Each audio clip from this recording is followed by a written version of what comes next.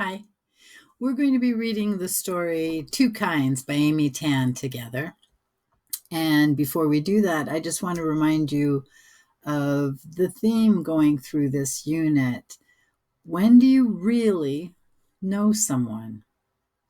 So, in our last story, The Mustache, we had some surprises for Mike as he learned that, by resembling his grandfather, he found out some of the things that were weighing down upon his grandmother's heart. And now we have a story about two other family members, a girl and her mother, in the story by Amy Tan. Thinking about when you really know someone. There's some interesting quotes here at the beginning. She knows who she is because she knows who she isn't. What does that make you think of?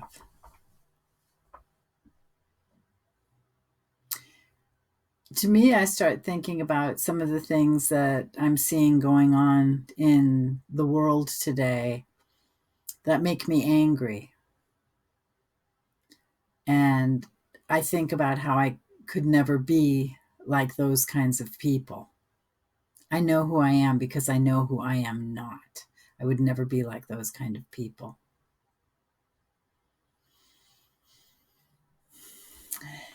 And then the other quote, there is no truth, only perception. Perception is how you see something.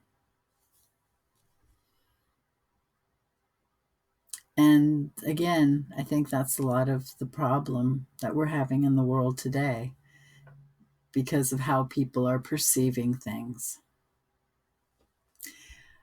Speaking of which, I hope that you will be an active person to work for the things that you believe in and to support things that you think are just and right, and that you have the integrity to speak up when you see something being done or said that you feel is wrong.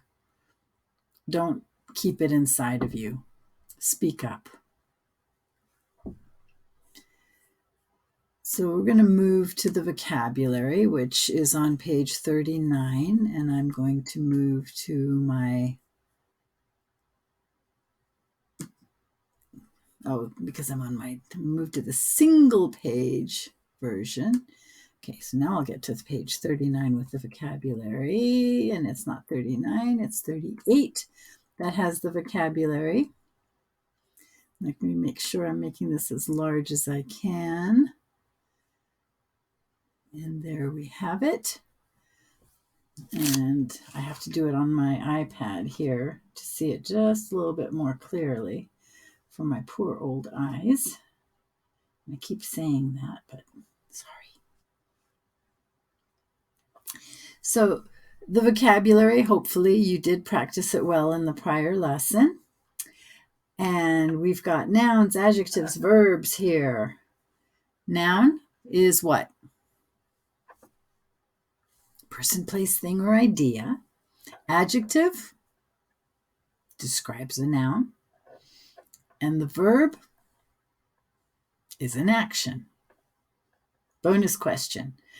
What kind of a word describes an action? Yes, it's an adverb. So here are our words. We have, and go ahead and repeat it after me to help with some pronunciation. Accusation. Accusation. That's a noun. What's the verb? To accuse.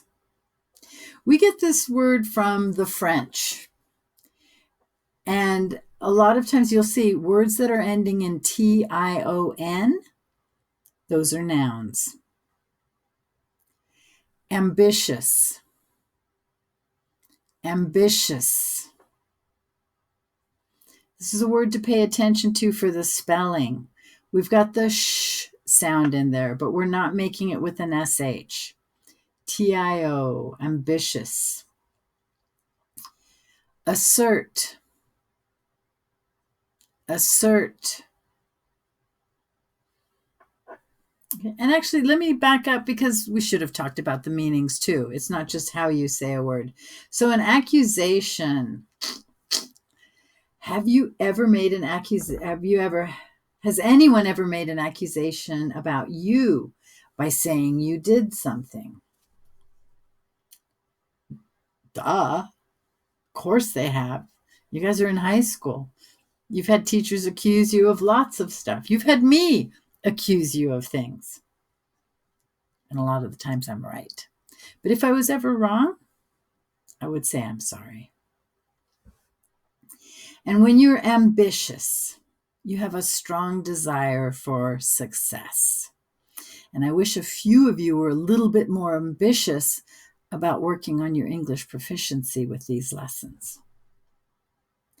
To assert that something is true, you state it strongly or clearly. Like I just asserted that you need to be more ambitious. Discordant.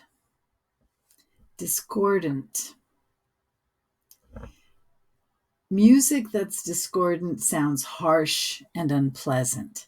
When you think of chord, the word chord, C-H-O-R-D, those are the notes that go together to make a good sound together. Dis is a prefix that makes something the opposite. So you've got bad chords together. Expectation. Again, by ending shun on the end, we've taken we've taken a verb, to expect, and turned it into a noun. So have you ever had an expectation or a belief that something will happen? As parents, we have expectations of what our children will do or be.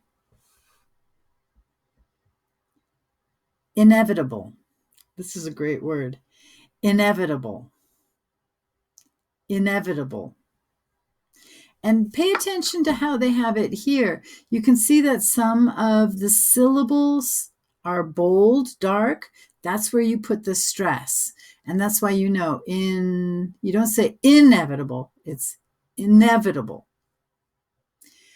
When something that's inevitable is something that's sure to happen. It's unavoidable. You can't escape it. It's definitely going to happen. Prodigy. A prodigy is an unusually talented child or child genius. It is usually used for children because you would just say genius if it was an older person. If you say a prodigy, you think about it, someone who's so young you don't expect them to be so good at something. And our final noun is reproach, and it can also be used as a verb. A reproach is blame or disapproval. A person who is beyond reproach, they're past it. They can't be criticized. But if you're, I'm sure at some time or another, unfortunately this year, I will reproach you because I will disapprove of your not turning something in or doing something. So that is the word reproach. Something to look at as we're reading the story is to analyze the protagonist and the antagonist. Protagonist is primarily who you think of as the main character, and the antagonist is working against that main character. It doesn't mean necessarily that it's a bad guy or a villain, but they're kind of discordant with each other, the protagonist and the antagonist. With the prefixes, so the parts that come in front of the word, pro and anti, pro is positive or for, and anti is against. So they are working against each other. Protagonist, main character, antagonist, the one who's causing problems for the main character. So, in looking at the conflict in the story, notice that it is primarily between those two characters. And we will see more of it here in the text. And they give the example here. The author is setting up what the conflict is in the event. So it's her mother and herself. She is the main character, the protagonist, and her mother is the antagonist. 3 days after watching the Ed Sullivan Show, my mother told me what my schedule would be for piano lessons and piano practice. She had talked to Mr. Chong, who lived on the first floor of our apartment building. Mr. Chong was a retired piano teacher, and my mother had traded house cleaning services for weekly lessons and a piano for me to practice on every day, 2 hours a day from 4 to 6. When my mother told me this, I felt as though I'd been sent to hell. Hell's a bad place. I whined and then kicked my foot a little when I couldn't stand it anymore. Why don't you like me the way I am? I'm not a genius. I can't play the piano. And even if I could, I wouldn't go on TV if you paid me $1 million. So she's very clear about showing how she feels, not just with the things she says, but also with her actions, and also by explaining her feelings. So in this, in that second to last paragraph here, she's using her feelings and her actions to show what she thinks. Which part of it is her feelings?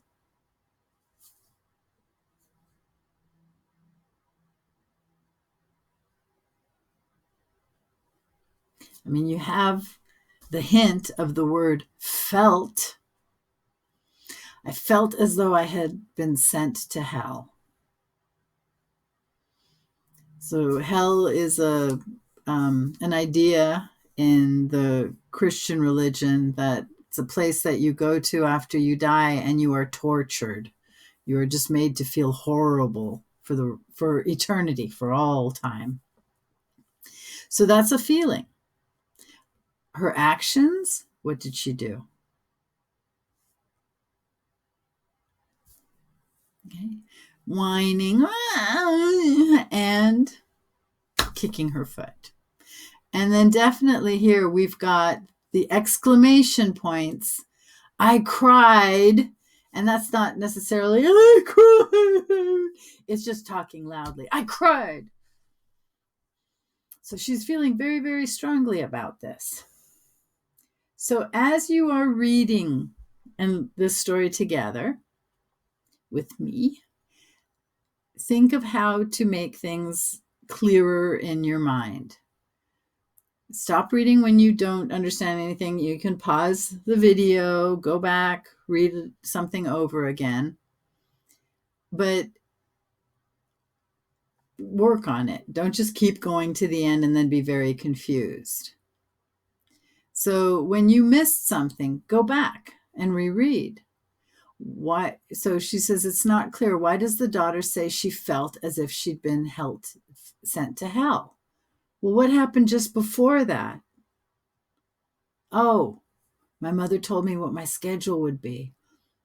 So she was losing some of her free time. Keep reading and the author can give you more information. And when you read on, why don't you like me as I am? Ooh, that hurts. To feel your family doesn't like you the way you are, that's a very painful thing. Now, Amy Tan she writes very interesting stories about family relationships. If you're part of a family, you know that sometimes we love each other very much and sometimes we don't care for each other at all. Even though we still love each other, we wish that other person were somewhere else. And one of her best known books is called The Joy Luck Club, where she tells the stories of families through different generations. And again, it's the story of how these different experiences influence and change how we behave and act with others.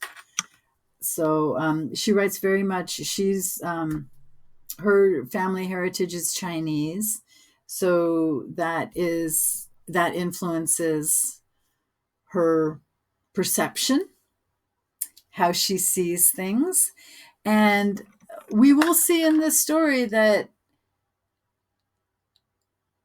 how different races, heritages, ethnicities are proud of themselves, and also how they sometimes disparage or speak unkindly or disrespectfully or cruelly about other heritages.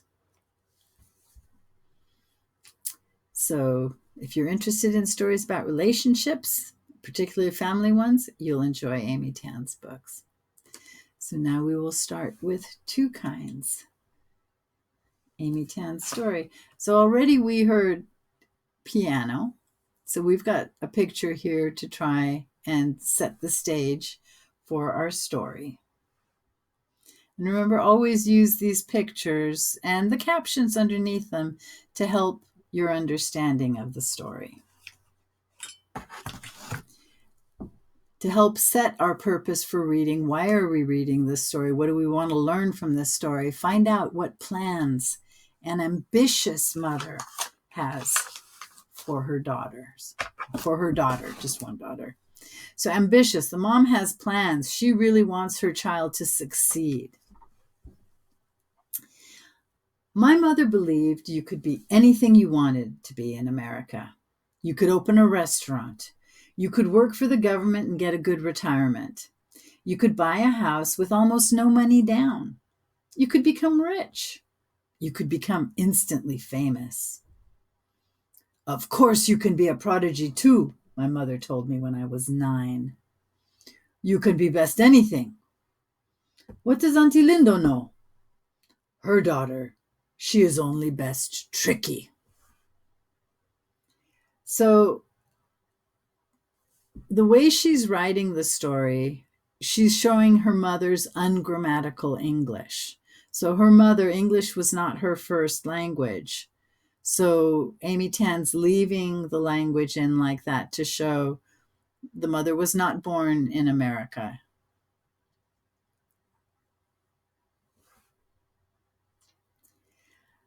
America was where all my mother's hopes lay.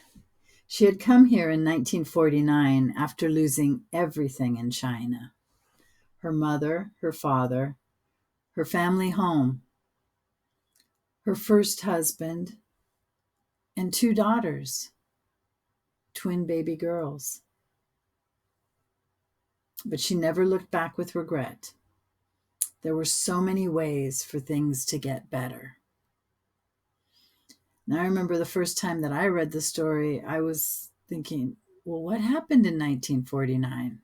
So wanting to learn more history. And sometimes these things will spark that.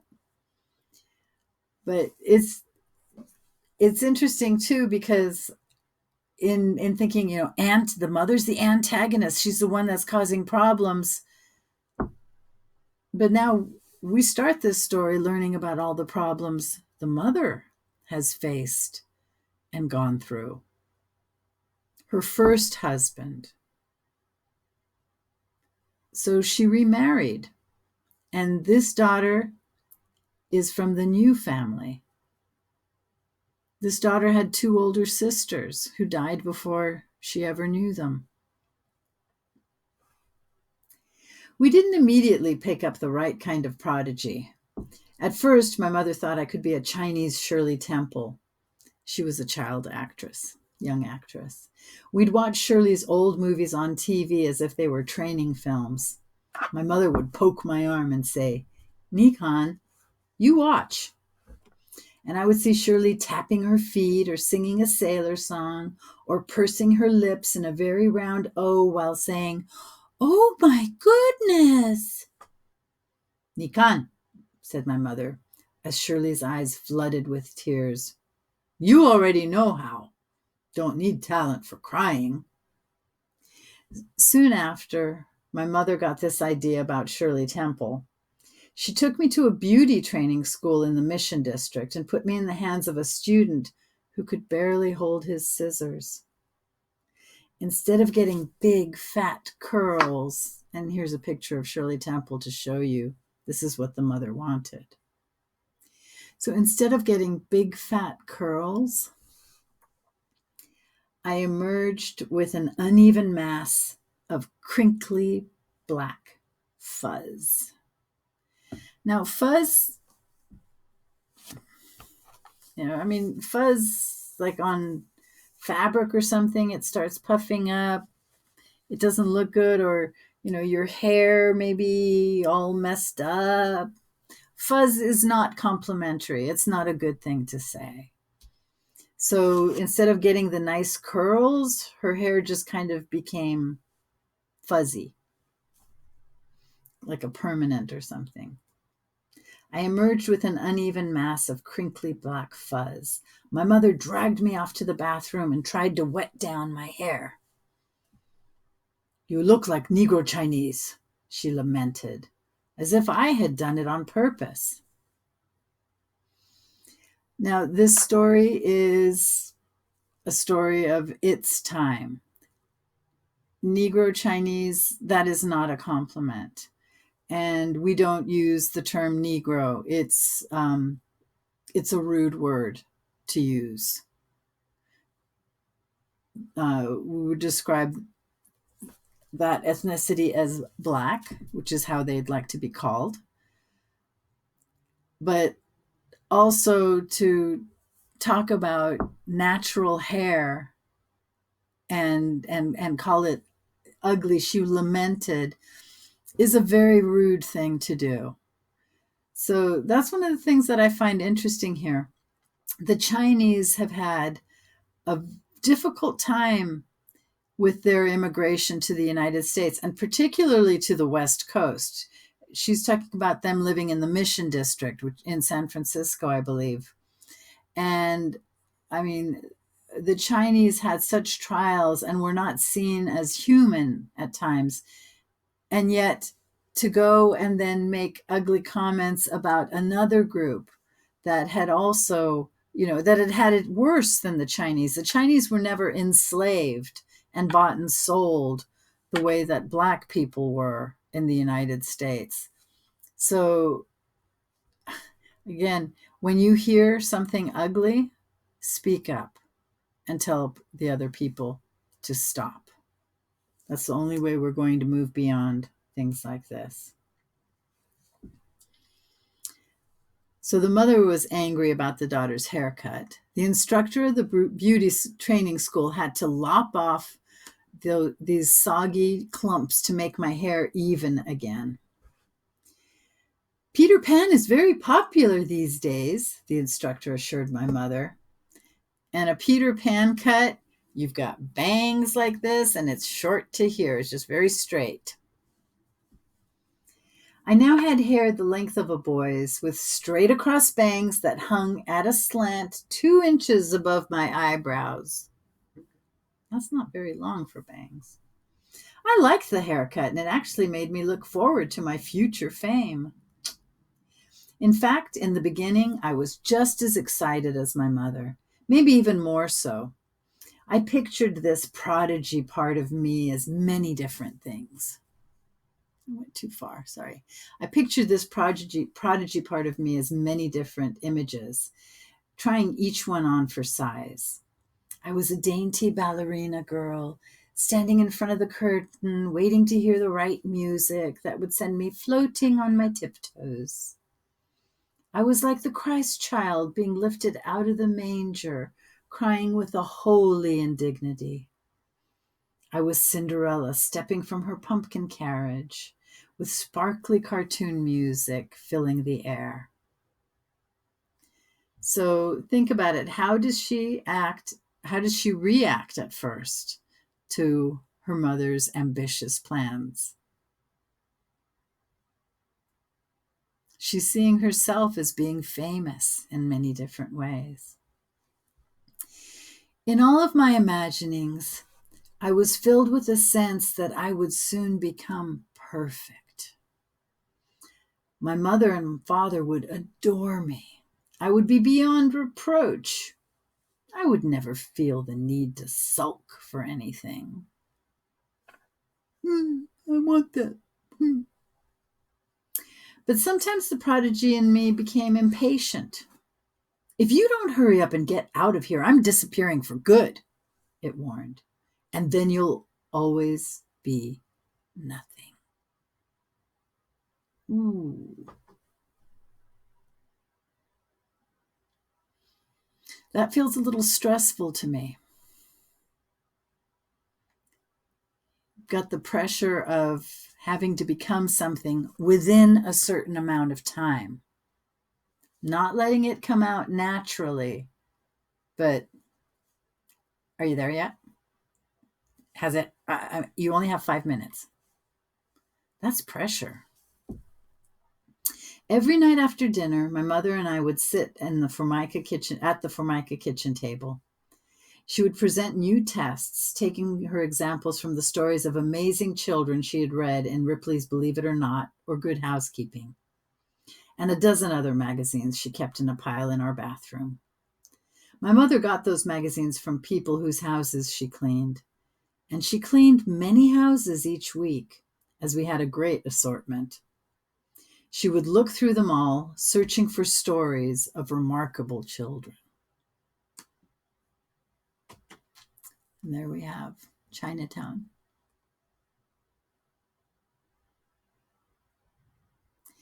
The first night, she brought out a story about a 3-year-old boy who knew all the capitals of all the states and even most European countries. A teacher was quoted as saying the little boy could also pronounce the names of foreign cities correctly. "What's the capital of Finland?" my mother asked me, looking at the magazine story. All I knew was the capital of California, because Sacramento was the same as the street we lived on in Chinatown. "Nairobi," I guessed, saying the most foreign word I could think of. She checked to see if this was possibly one way to pronounce Helsinki before showing me the answer. The tests got harder. Multiplying numbers in my head, finding the Queen of Hearts in a deck of cards, trying to stand on my head without using my hands, predicting the daily temperatures in Los Angeles, New York, and London. One night, I had to look at a page from the Bible for 3 minutes and then repeat everything I could remember. Now, Jehoshaphat had riches and honor in abundance, and that's all I remember, Ma, I said. And after seeing my mother's disappointed face once again, something inside me began to die. I hated the tests, the raised hopes and the failed expectations. Before going to bed that night, I looked in the mirror above the bathroom sink, and when I saw only my face staring back, and that it would always be this ordinary face, I began to cry. Such a sad, ugly girl. I made high-pitched noises like a crazed animal trying to scratch out that face in the mirror. So, how have her feelings about being a prodigy changed? From the ballerina feelings to trying to scratch out a face in the mirror. Why did they change? Excuse me. And then I saw what seemed to be the prodigy side of me, because I'd never seen that face before. I looked at my reflection, blinking, so I could see myself more clearly. The girl staring back at me was angry, powerful. This girl and I were the same. I had new thoughts, willful thoughts, or rather, thoughts filled with a lot of won'ts. I won't let her change me, I promised myself.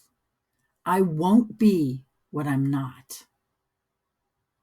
So now on nights when my mother presented her tests, I performed listlessly, my head propped on one arm. I pretended to be bored, and I was. I got so bored, I started counting the bellows of the foghorns out on the bay.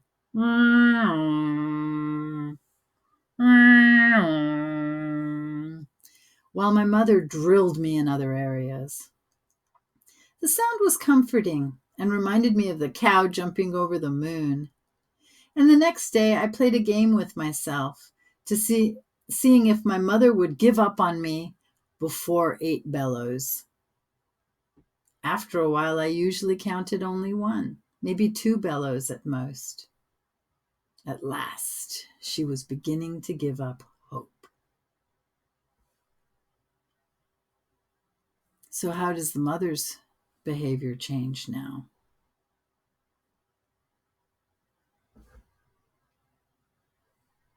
And how would you explain what the mother's plan for her daughter is before these changes here at the end?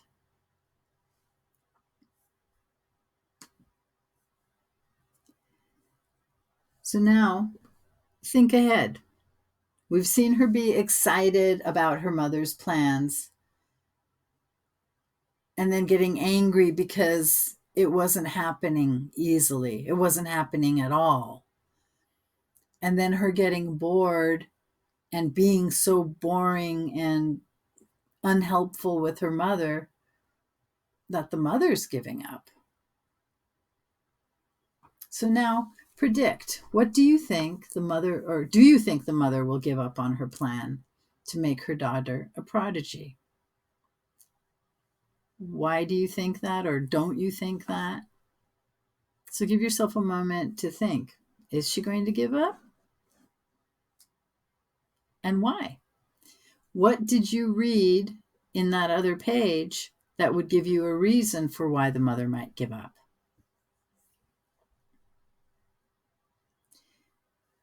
Two or 3 months had gone by without any mention of my being a prodigy again. And then one day, my mother was watching the Ed Sullivan Show on TV. The TV was old and the sound kept shorting out, kind of like our Zoom sessions. Every time my mother got halfway up from the sofa to adjust the set, the sound would go back on and Ed would be talking. As soon as she sat down, Ed would go silent. And she got up, silent again. She got up, the TV broke into loud piano music. She sat down, silence. Up and down, back and forth, quiet and loud. It was like a stiff, embraceless dance between her and the TV set.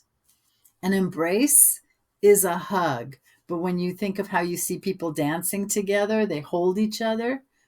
But this was a dance without holding each other.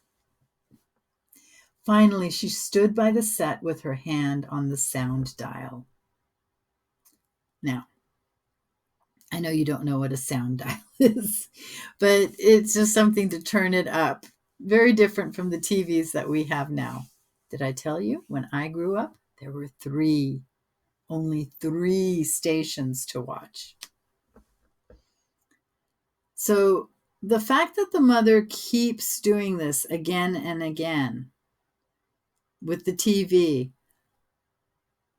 I mean, how many of you would have just turned off the TV and given up? Is the mother going to give up on her being a prodigy if she's going to be this determined just to make a TV show work? She seemed entranced by the music. A little frenzied piano piece with this mesmerizing quality. Sort of quick passages and then teasing, lilting ones before it turned into quick, playful parts. Nikan, my mother said, calling me over with hurried hand gestures. Look here." I could see why my mother was fascinated by the music. It was being pounded out by a little Chinese girl, about 9 years old, with a Peter Pan haircut. Sound like anyone you know? The girl had the sauciness of a Shirley Temple. Oh my goodness. She was proudly modest, like a proper Chinese child. And she also did this fancy sweep of a curtsy, so that the fluffy skirt of her white dress cascaded slowly to the floor like the petals of a large carnation. In spite of the warning signs, I wasn't worried. What warning signs? Why wasn't she worried? Our family had no piano, and we couldn't afford to buy one. Let alone reams of sheet music and piano lessons. So I could be generous in my comments when my mother badmouthed the little girl on TV. "Play note right, but doesn't sound good. No singing sound," complained my mother. "What are you picking on her for?" I said carelessly. "She's pretty good."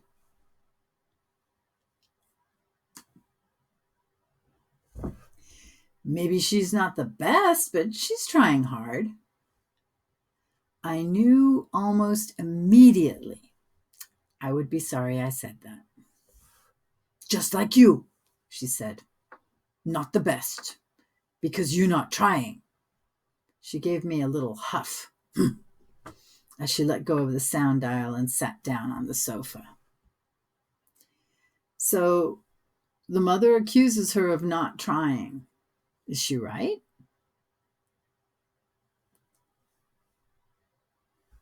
The little Chinese girl sat down also to play an encore of Anitra's Dance by Grieg. I remember the song because later on, I had to learn how to play it. 3 days after watching the Ed Sullivan Show, my mother told me what my schedule would be for piano lessons and piano practice. She had talked to Mr. Chong, who lived on the first floor of our apartment building.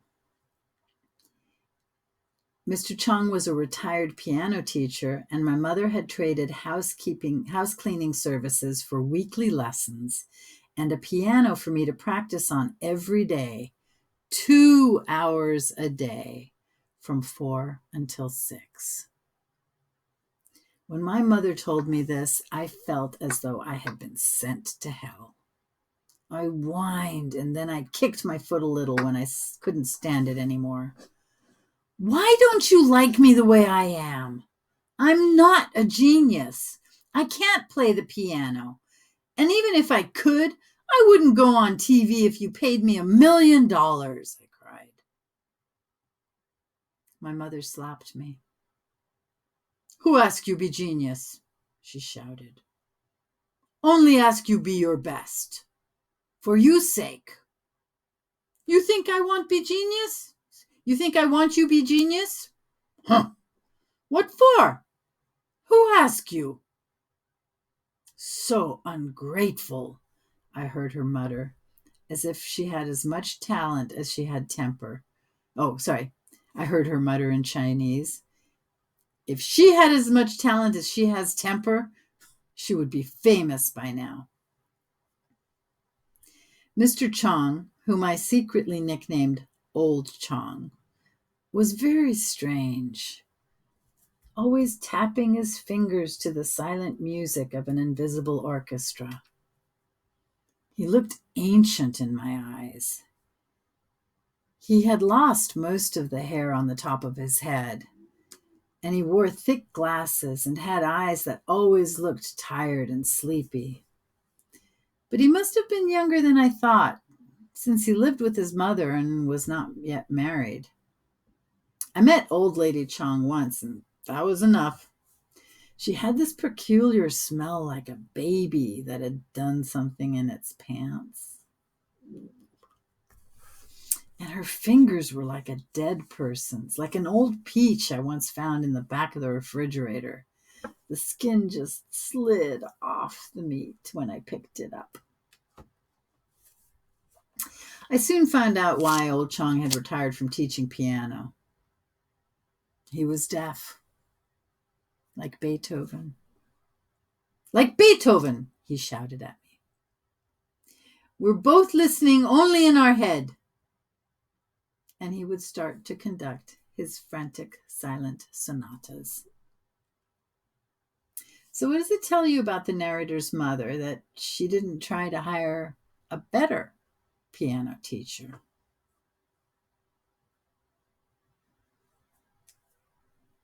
Do we know that she didn't try? I don't think that's clear. But it's an interesting point. Why not? Our lessons went like this. He would open the book and point to different things, explaining their purpose. Key, treble, bass, no sharps or flats. So this is C major.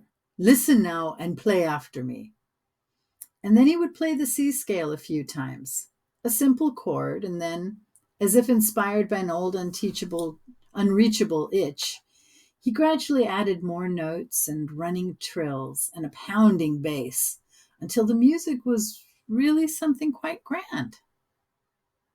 I would play after him the simple scale, the simple chord, and then I played some nonsense that sounded like a cat running up and down on top of garbage cans. Old Chong smiled and applauded and said, "Very good. But now you must learn to keep time." So that's how I discovered that old Chong's eyes were too slow to keep up with the wrong notes I was playing. He went through the motions in half time. To help him keep rhythm, he stood behind me, pushing down on my right shoulder for every beat.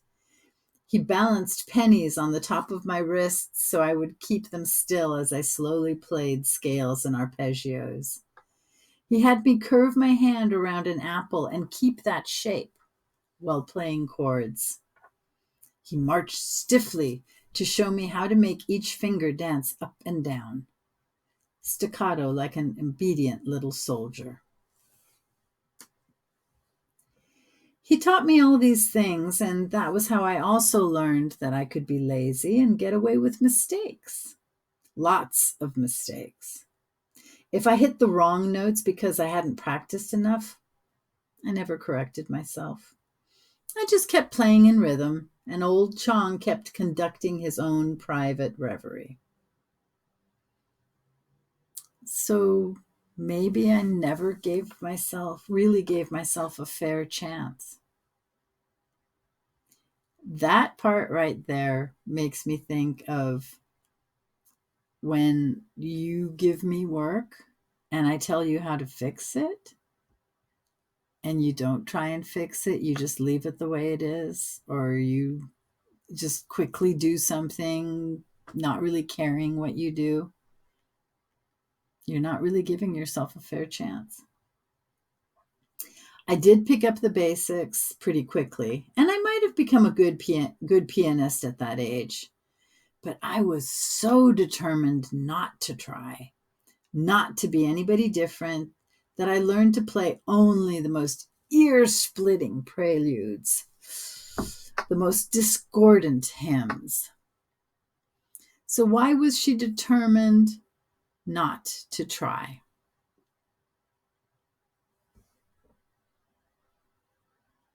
Do you know the word stubborn?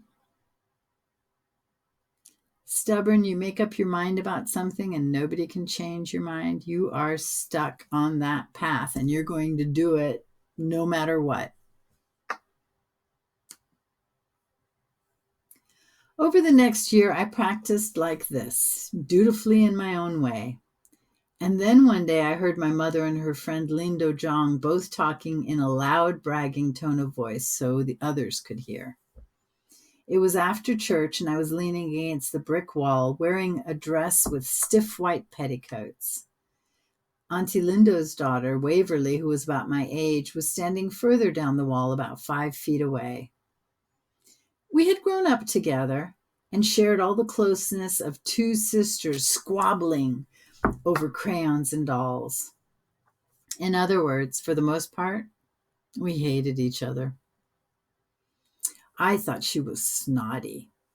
Waverly Zhang had gained a certain amount of fame as Chinatown's little Chinese chess champion.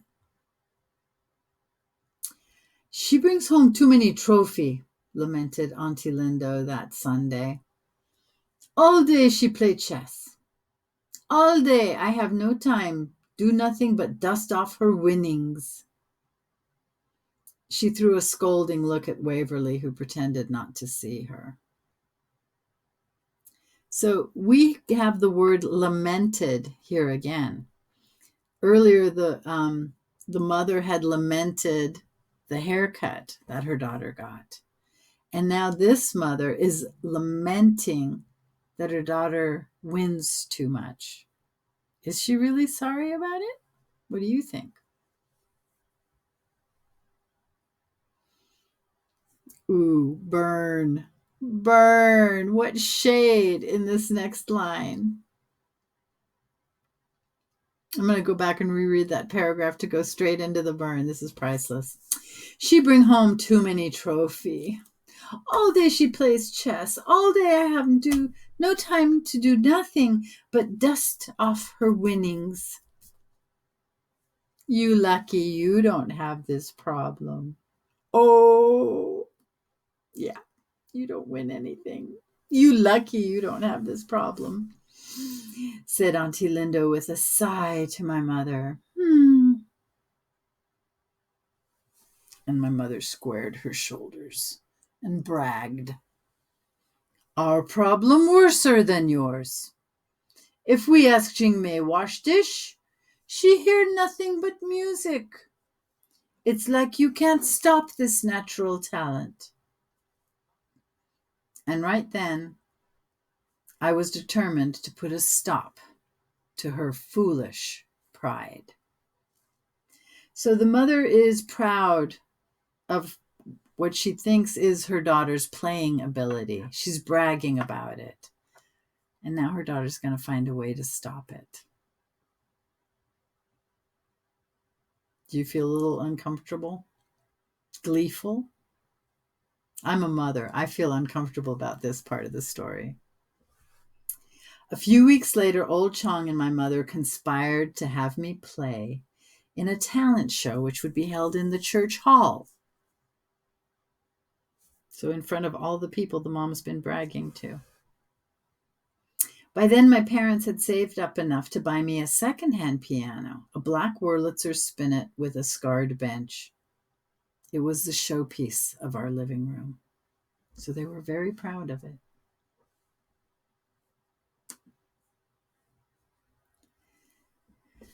For the talent show, I played a piece called Pleading Child. Please, please. Pleading Child from Schumann's Scenes from Childhood. It was a simple, moody piece that sounded more difficult than it was. I was supposed to memorize the whole thing, playing the repeat parts twice to make the piece sound longer. But I dawdled over it, so she played it very slowly. But I dawdled over it, playing a few bars and then cheating, looking up to see what notes followed. I never really listened to what I was playing. I daydreamed about being somewhere else and about being someone else. The part I liked to practice best was the fancy curtsy. Right foot out, touch the nose to the carpet, sweep to the side, left leg bends, look up and smile. My parents invited all the couples from the Joy Luck Club to witness my debut. Auntie Lindo and Uncle Tin were there. Waverly and her two older brothers had also come. The first 2 rows were filled with children, both younger and older than I was.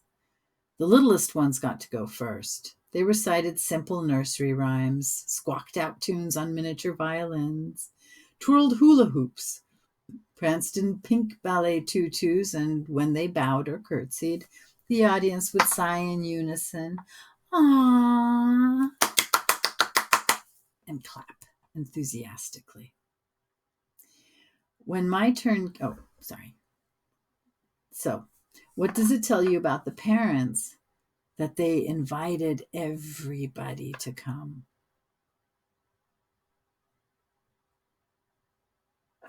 They wanted everyone to see the success. When my turn came, I was very confident. I remember my childish excitement. It was as if I knew without a doubt that the prodigy side of me really did exist. I had no fear whatsoever, no nervousness. I remember thinking to myself, this is it, this is it. I looked out over the audience at my mother's blank face, at my father's yawn, Auntie Linda's stiff-lipped smile, Waverly's sulky expression. I had on a white dress layered with sheets of lace, a pink bow in my Peter Pan haircut. As I sat down, I envisioned people jumping to their feet and Ed Sullivan rushing to introduce me on the TV. She's kind of changed her attitude. I didn't expect her to be this excited after she said that she was going to do something about their fake pride or their mistaken pride. What do you think caused her to change her mind about it?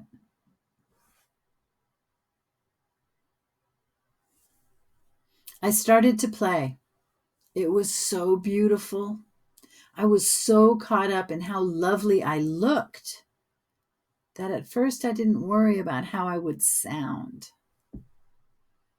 So it was a surprise to me when I hit the first wrong note and I realized something didn't sound right. And then I hit another and another, and another followed that. A chill started at the top of my head and began to trickle down.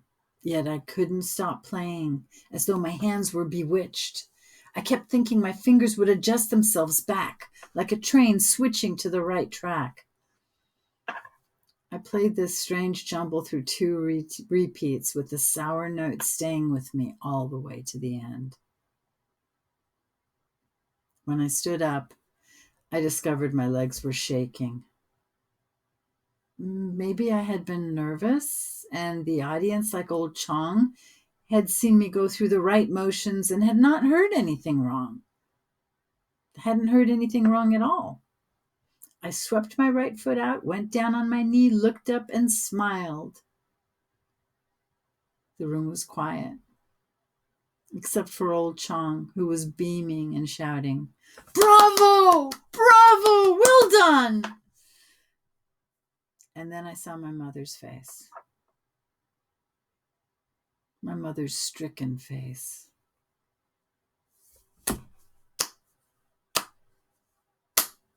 The audience clapped weakly. And as I walked back to my chair, with my whole face quivering as I tried not to cry, I heard a little boy whisper loudly to his mother, "That was awful." And his mother whispered back, "Well, she certainly tried." And I now realized how many people were in the audience. The whole world, it seemed. I was aware of eyes burning into my back. I felt the shame of my mother and father as they sat stiffly through the rest of the show.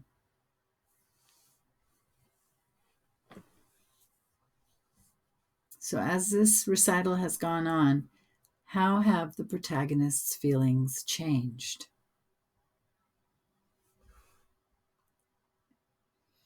We could have escaped during intermission.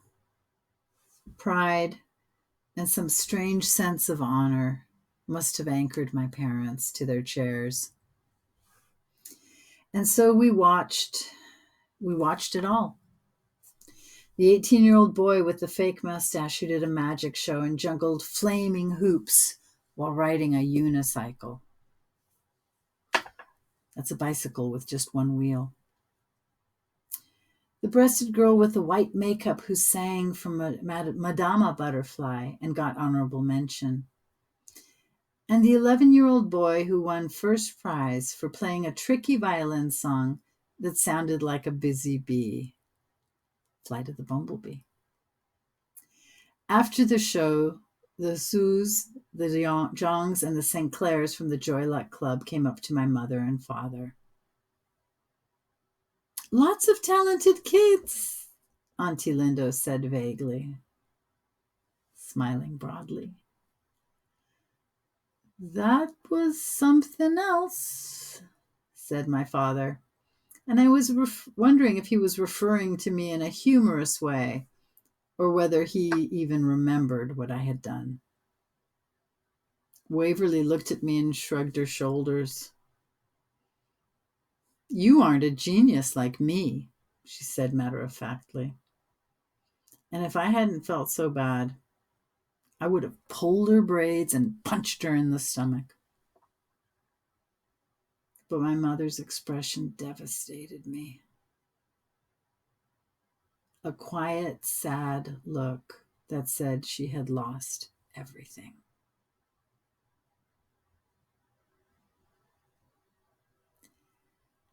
This is a woman who lost everything twice. Remember, she lost her first husband, her first family in China. And now the daughter's saying again, she looked like someone who had lost everything.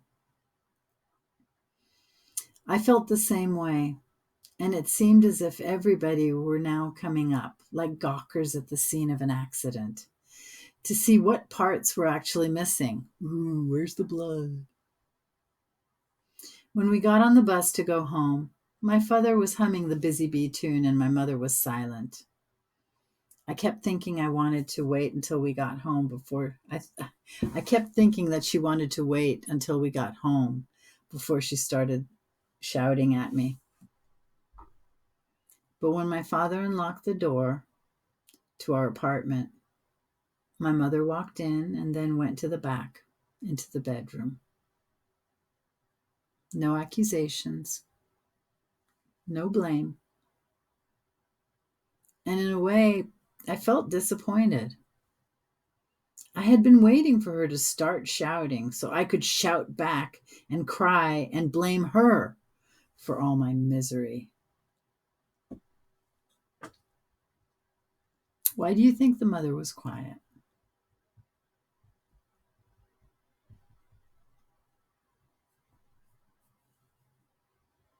And then going back to what we had said a few pages ago for your prediction, how'd that come along?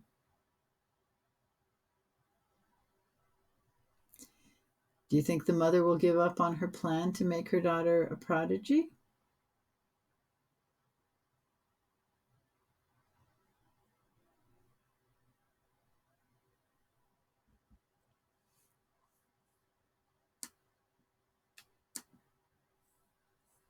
New prediction. How do you think the conflict between the mother and the daughter will be resolved? Will it get fixed? I assumed my talent show fiasco meant I never had to play the piano again. But 2 days later, after school, my mother came out of the kitchen and saw me watching TV. 4:00, she reminded me as if it were any other day. I was stunned, as though she were asking me to go through the talent show torture again. I wedged myself more tightly in front of the TV.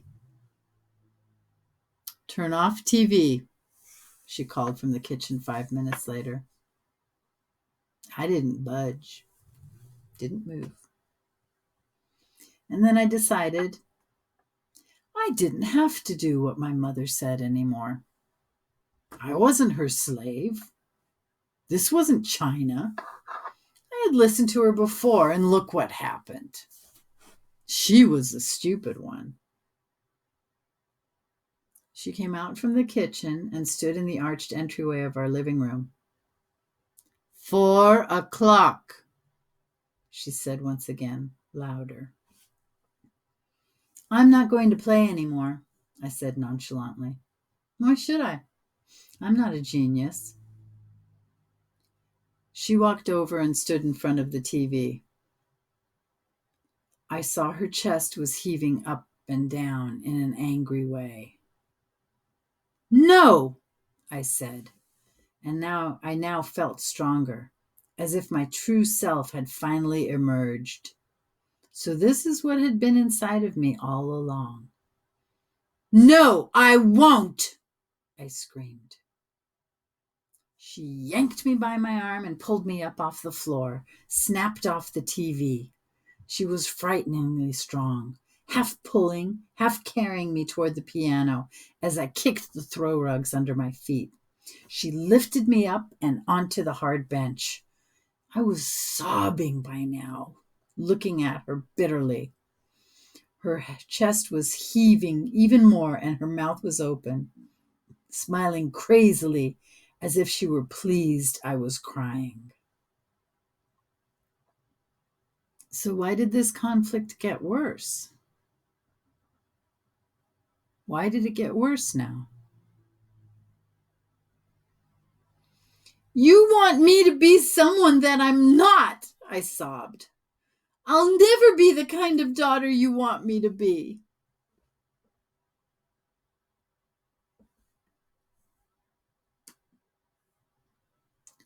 Only two kinds of daughters, she shouted in Chinese. So let me say that again. Only two kinds of daughters, she shouted in Chinese. Those who are obedient and those who follow their own mind. Only one kind of daughter can live in this house. Obedient daughter. Then I wish I wasn't your daughter. I wish you weren't my mother, I shouted. As I said these things, I got scared. Have you had a bad fight like that? I know I have.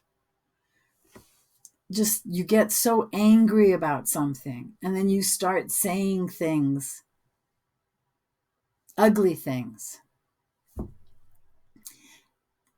Something that you have to be careful of because we've got saying you can't put the genie back into the bottle. You can't unring a bell.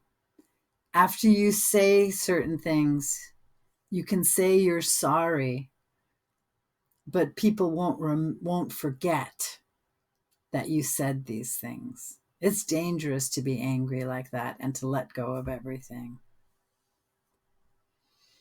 As I said these things, I got scared.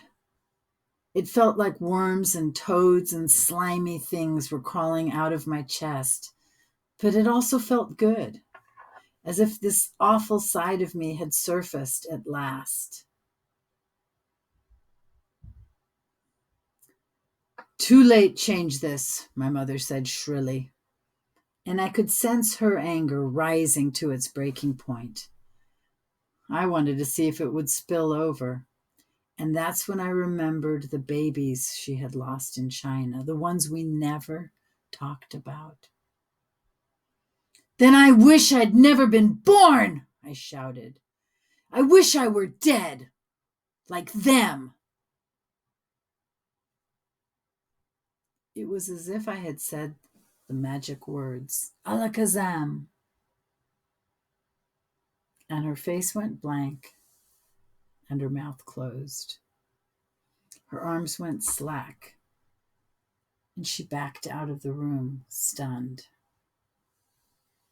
as if she were blowing away like a small brown leaf, thin, brittle, and lifeless. It was not the only disappointment my mother felt in me. In the years that followed, I failed her so many times, each time asserting my own will, my rights to fall short of expectations. I didn't get straight A's. I didn't become class president. I didn't get into Stanford. I dropped out of college. For unlike my mother, I did not believe I could be anything I wanted to be. I could only be me. And for all those years, we never talked about the disaster of the recital or my terrible accusations afterward at the piano bench. All that remained unchecked, like a betrayal that was now unspeakable. So I never found a way to ask her why she had hoped for something so large that failure was inevitable. And even worse, I never asked her what frightened me the most. Why had she given up hope? For after our struggle at the piano, she never mentioned my playing again.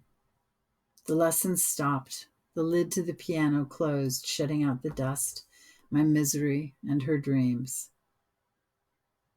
So she surprised me. A few years ago, she offered to give me the piano for my 30th birthday. I had not played in all those years. I saw the offer as a sign of forgiveness,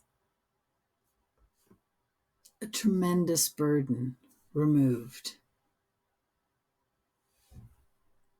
Do you think the mother forgave the daughter? Was giving her the piano a peace offering? Well, I probably can't play anymore. It's been years. You pick up fast, said my mother, if she knew this was certain. You have natural talent. You could be genius if you want to. No, I couldn't. You just not trying, said my mother. And she was neither angry nor sad. She said it as if to announce a fact that could never be disproved. Take it, she said. But I didn't at first. It was enough that she had offered it to me. And after that, every time I saw it in my parents' living room, standing in front of the bay windows, it made me feel proud, as if it were a shiny trophy I had won back. Last week, I sent a tuner over to my parents' apartment and had the piano reconditioned for purely sentimental reasons. My mother had died a few months before, and I had been getting things in order for my father, a little bit at a time. I put jewelry in special silk pouches. The sweaters she had knitted in yellow, pink, bright orange, all the colors I hated, I put those in moth-proof boxes. I found some old Chinese silk dresses, the kinds with the slits up the sides. I rubbed the old silk against my skin, then wrapped them in tissue and decided to take them home with me. So, what do you see her actions telling you about her feelings for her mother? These things that she'd always pushed away. Now she was trying to take care of them. What does that tell you about her feelings for her mother? After I had the piano tuned, I opened the lid and touched the keys. It sounded even richer than I remembered. Really, it was a very good piano. Inside the bench were the same exercise notes with handwritten scales, the same secondhand music books with their covers held together with yellow tape. I opened up the Schumann book to the dark little piece I had played at the recital. It was on the left-hand side of the page, Pleading Child. It looked more difficult than I remembered. I played a few bars, surprised at how easily the notes came back to me. And for the first time, or so it seemed, I noticed the piece on the right-hand side. It was called Perfectly Contented. I tried to play this one as well. It had a lighter melody, but the same flowing rhythm, and turned out to be quite easy. Pleading Child was shorter but slower. Perfectly Contented was longer but faster. And after I played them both a few times, I realized they were two halves of the same song.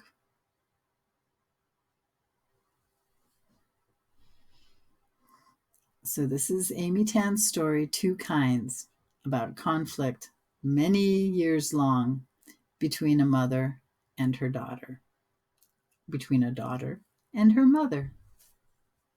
Two kinds. Two kinds of daughters.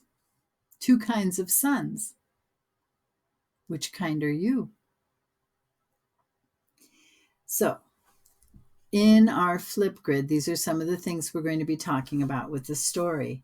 How is the conflict between the mother and the daughter settled? It doesn't continue to be a problem for them. How did they make peace with it? Why does the mother reproach the daughter?